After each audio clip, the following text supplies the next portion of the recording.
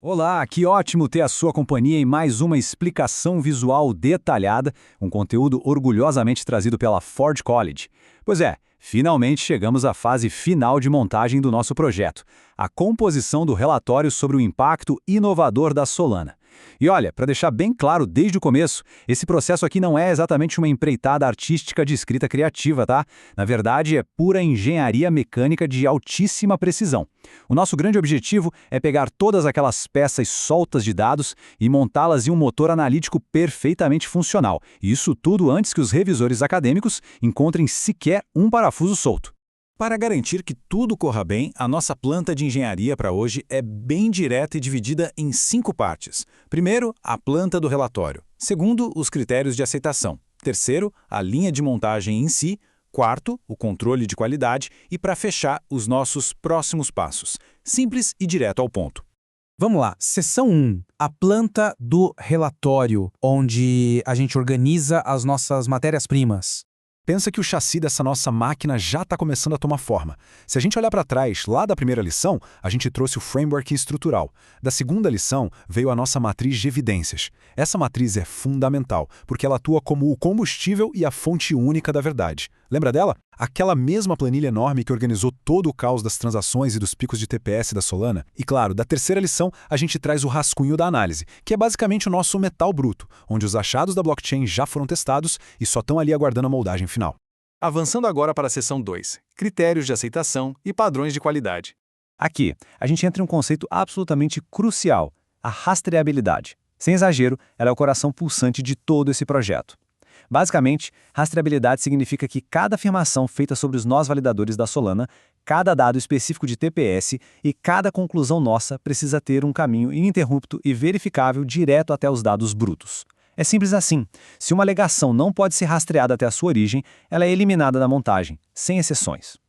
E esses critérios essenciais são totalmente negociáveis. A gente está falando de ter um resumo executivo bem conciso, uma metodologia que seja 100% reproduzível, citações exatas e rastreáveis, proveniência visual e, claro, os artefatos de reprodutibilidade. Sabe, tentar submeter um relatório de 50 páginas com um design maravilhoso, impecável, mas com 0 fontes sólidas. É literalmente a mesma coisa que construir um carro esportivo deslumbrante, polir a lataria inteira e, no fim das contas, esquecer de instalar o motor. Na hora do teste prático na pista acadêmica, adivinha, ele simplesmente não vai a lugar nenhum. Para garantir que esse nosso motor esteja muito bem fixado, a gente utiliza uma tabela de mapeamento, também conhecida como crosswalk. É bem legal porque ela atua de uma forma muito mecânica mesmo, ligando uma alegação específica lá no meio do texto, digamos a EX1, diretamente à matriz com a EM202 e mostrando o caminho exato do arquivo que gerou aquilo. No fim das contas, essa tabela é a prova irrefutável de que a nossa engenharia documental é de fato sólida. Certo, agora vamos para a seção 3, a linha de montagem, que é onde a nossa construção automatizada realmente acontece.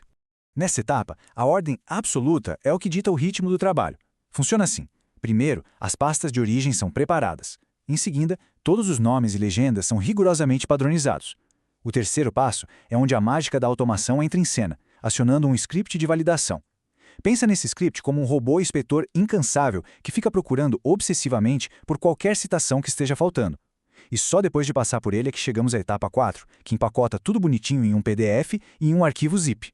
Se a gente olhar mais de perto para a mecânica dessa automação, a gente vai ver que um script em Python é o responsável por realizar esses cruzamentos instantâneos. Ele coleta todas as identificações da matriz e escaneia o texto inteirinho em busca das citações correspondentes. E olha, se houver qualquer falha humana, tipo uma citação fantasma que simplesmente não existe nos dados da Solana, o processo de construção é bloqueado na mesma hora. Literalmente nada escapa. O que nos leva à seção 4, controle de qualidade e a nossa bateria de testes finais. Sabe, existe uma armadilha muito comum quando a gente fala de escrita analítica. Imagina uma balança. De um lado você tem aquela linguagem super elegante, polida, bem persuasiva.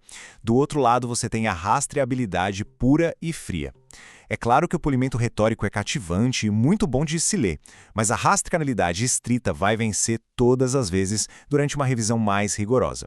Afinal de contas, palavras bonitas e poéticas não sustentam uma análise de blockchain. O que sustenta são dados de rede que podem ser reproduzidos por qualquer um. Então, a pergunta definitiva que fica no ar é a seguinte: O nosso relatório finalmente passou no teste definitivo de QA? Ele está pronto para sobreviver a um escrutínio externo pesado? Bom, para responder a isso, a gente precisa executar um checklist pré-voo, que é totalmente manual. E esse checkpoint de qualidade, confia em mim, tem uma eficácia brutal. Funciona assim: o script de automação tem que rodar do início ao fim sem nenhum erro. Ponto.